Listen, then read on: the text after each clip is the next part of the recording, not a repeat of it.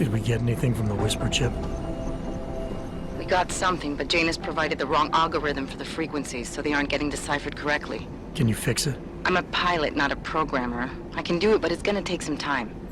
Ooh, trouble with our subplot. And Alex is a pilot. Wow, another augmented pilot. Let's guess if she's going to fly an Osprey or not. So we take the train to Rosika Station, and the phone call Miller made was to Chang, our Interpol hacker, and not someone who actually controls the trains.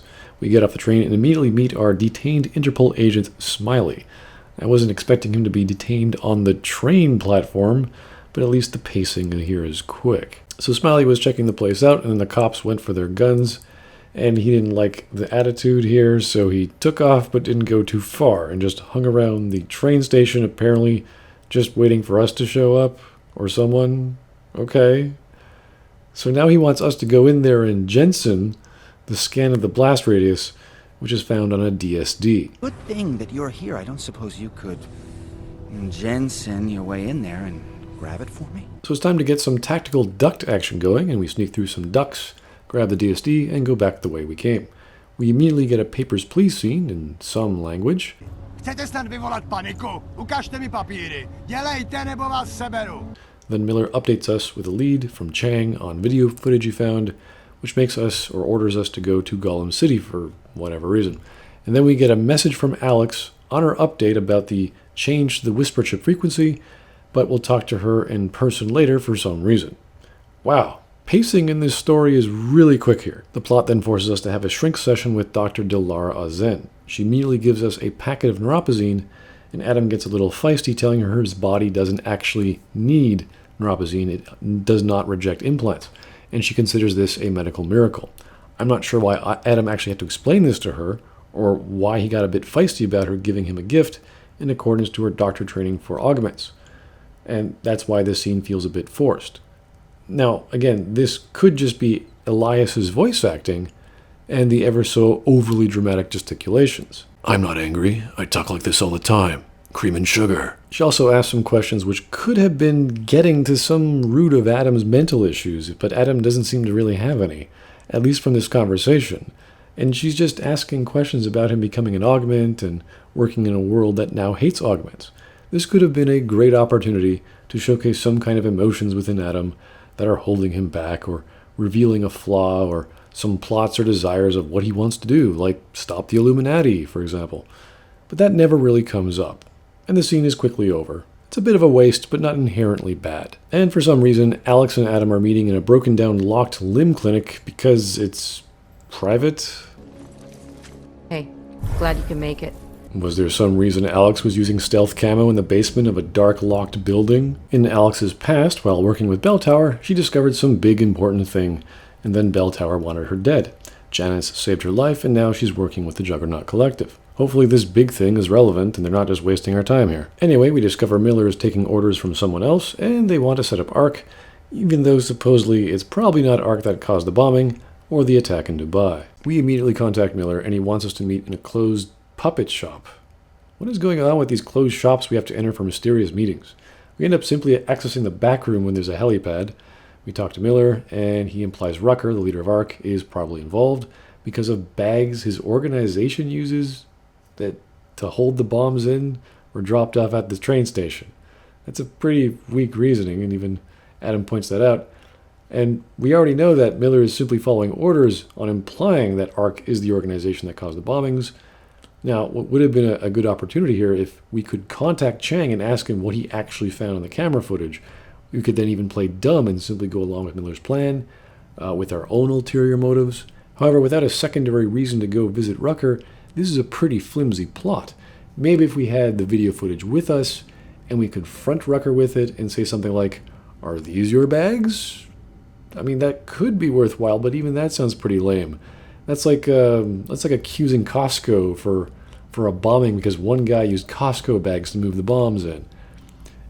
If, for example, the previous meeting with Alex provided some intel that Rucker could be involved, or would know something about Rucker, or might be able to help us about Rucker, then there we could have a sufficient reason to go talk to the guy outside of simply taking orders from Miller, which seems like a flimsy reason to do so anyway. Also, our pilot is an augmented black man, and he keeps his augmented limp, because cool. During our trip to Golem City, we hear over the news Eliza Kassan is telling us that Rucker condemns the attack and that no organization has come forward claiming responsibility. Gee, I wonder if the Illuminati did it. How close did you get me to our contact's location? I was in Unit 237. Jesus, Jensen, I didn't put you on his doorstep. Residential sector should be just ahead of you. Me, I'm gonna switch to autopilot, have a coffee. Let me know if things get interesting. Gee, I didn't know that jet fuel was so cheap. Why not just land the thing? How else are we going to pick him up if we don't learn how to land here in the first place? We get another Papers, Please scene, but now it's an ID scan. Ooh, augmented Papers, Please. Welcome to Golem City, Clank. Considering this was a place for augments, perhaps by augments, I'm curious why the police would call Adam Clank. I thought this is what Sarah was talking about. You think the people who designed it might not like this sort of thing? I could have my lore wrong, so I apologize if I'm incorrect here. We meet the lady of the family we're supposed to meet, who has augmented hair, or at least hair that moves when she moves. But the contact and his brother were captured and taken to the Narrows, so we ducked our way in and find Tibor. Tibor gets out of the deal, probably because he's in jail, but gives us a few leads. Talk to some smuggler guy, get Tibor's keycard, and free his brother. I found the cop who has Tibor's card. I'll just wait here and augment his brain. So we go up the elevator and meet this weird guy. The cops wouldn't be here if ARC hadn't blown up a train station. And where is the evidence? But you're not denying it. Sometimes blood needs to be shed in order to get people to pay attention. That is a fact of life. This city has the truth in its bones. So there's no evidence yet to prove ARC did it, but this guy's okay with shedding blood. So you want ARC to have committed the bombing? And what about the innocent people caught in the crossfire? What is that term you Americans use? Collateral damage. This is the fate of any who do not choose a side. The right side. Why does everyone see Adam as American? How about Canada? We're part of America. We sneak our way into meeting with Sokol, and he admits he was concerned about his family. Just go. Do what you came to do before I change my mind. Change your mind about what? We came here to make sure you're safe and that you can be returned to your wife, as that's what your brother wanted. Were you part of helping us get Rucker out of here too? So we make it to Rucker's office and we pull out our arm blade because we're the violent type, despite this being a stealth non-lethal playthrough? Seriously, why would he pull out his shiny sword arm when entering a door? Don't you want to convince the guy to come with you? Violence probably isn't the best option right out of the gate. Even if this was a violent playthrough, what is a melee weapon going to do? There's actually a pretty decent dialogue battle here, if you can call it that. I haven't tried all the other options, which involves choosing one of three options, the patronize, justify, or turn tables, and at the end of it, we get Rucker to come along with us. And then this happens.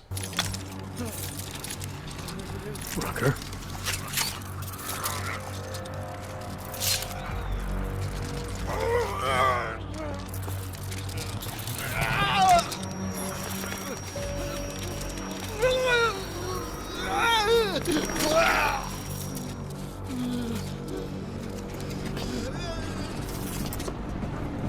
Chicane, Rucker is dead. Is he? He just collapsed. Maybe you should check his breathing. How do you know he's dead, Adam? Did you bother to do anything? How does Adam know Rucker is dead? So we pick up Rucker's evidence, though it seems our quest system doesn't actually care about that. And even if you make a perfectly stealthy escape to the evac point, you jump down to a rather painful drop, but get immediately cut to a cutscene. Apparently these guys just come out of nowhere and start shooting you. And we make it all the way back to Prague, and we have the option of giving the evidence to Miller or keeping it for Alex. We decide to give it to him because Alex could be one of the bad guys. Why didn't we make a copy in the first place and then give it to both? Isn't it just an email? No? Aren't I a cybernetic organism? Didn't I have a free USB stick with me? No? Okay. Could be the guy, yeah. Maybe Chang can backtrace the IP address on that email. Find out who's talking to who. Who's to say Rucker didn't write that email himself? Okay, maybe there's something to this message. I'll give it to cybercrimes. See what they come back with on the IPs.